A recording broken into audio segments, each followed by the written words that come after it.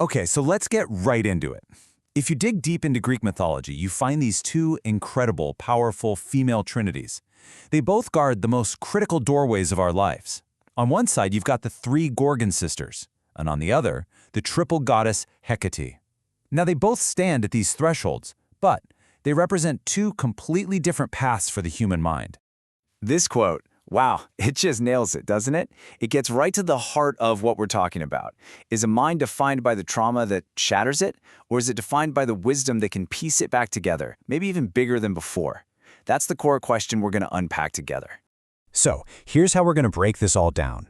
First, we'll get a clear picture of these two trinities. Then, we're going to explore their differences through three short parables, focusing on their gaze, the choice they represent, and their original source. And finally, we'll pull it all together and talk about what it means to find the path home. Right, so Hecate and the Gorgons, they both show up in those in-between spaces in our lives. You know, the thresholds between what we know and what we really fear. But they symbolize totally opposite movements of the spirit. One wants to pull us into a total standstill, while the other wants to guide us towards something bigger. And you can see that core difference right here.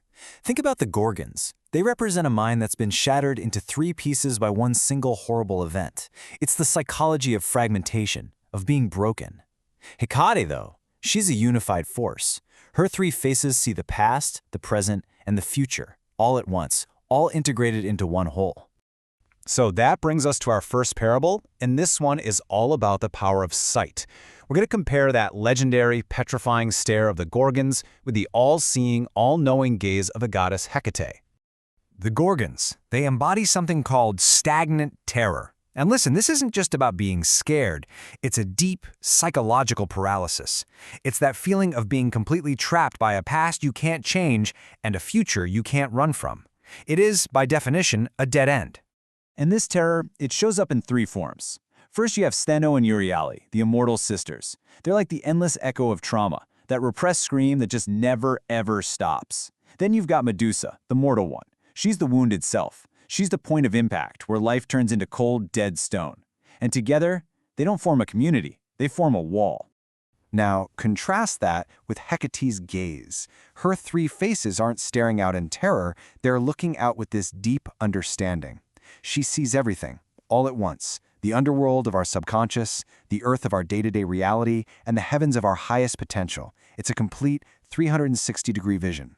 And that right there, that's the absolute game changer. The Gorgon's gaze turns you into an object. It strips you of your story and freezes you solid. But Hecate's gaze, it does the exact opposite.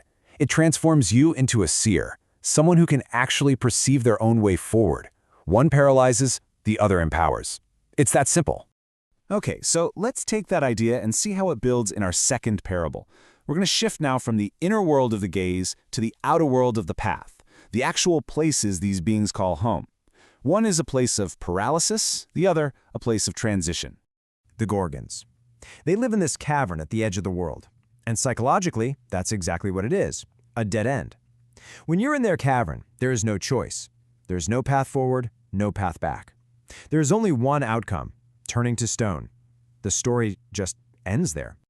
But Hecate, as we know, meets us at the crossroads. And that's not a dead end, is it? It's a place of maximum potential. It's a space where you have to make an active, powerful choice.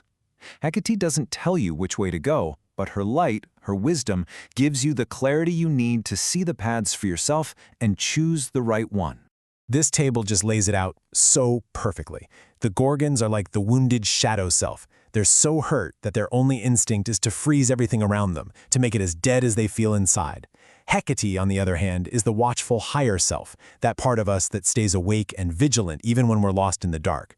So while the Gorgons offer you a mirror that shows only your own end, Hecate offers you a lamp to find your way through. For our final parable, we have to go even deeper, all the way to their source. I mean, where did these powerful beings even come from?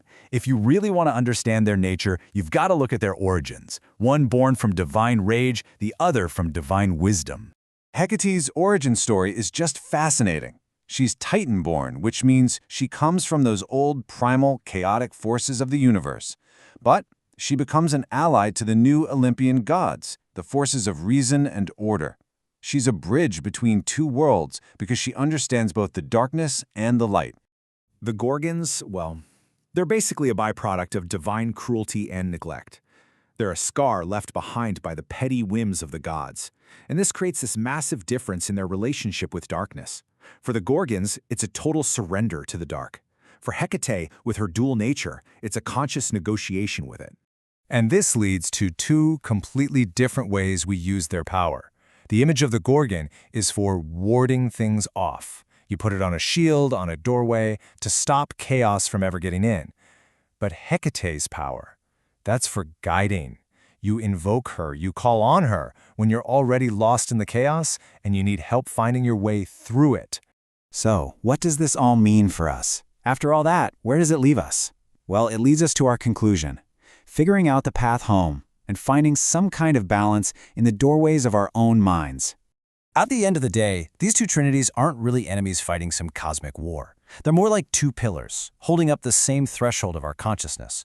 Together, they mark the boundaries of what we can stand to know, the terrifying truth of pain on one side and the profound potential for wisdom on the other. You can think of them like this. The Gorgons are the three who warn. Their entire existence is a warning, reminding us of the terrible cost of being broken by the world. But Hecate, she is the triple one who leads. She proves that even the most terrifying crossroads aren't the end of the road.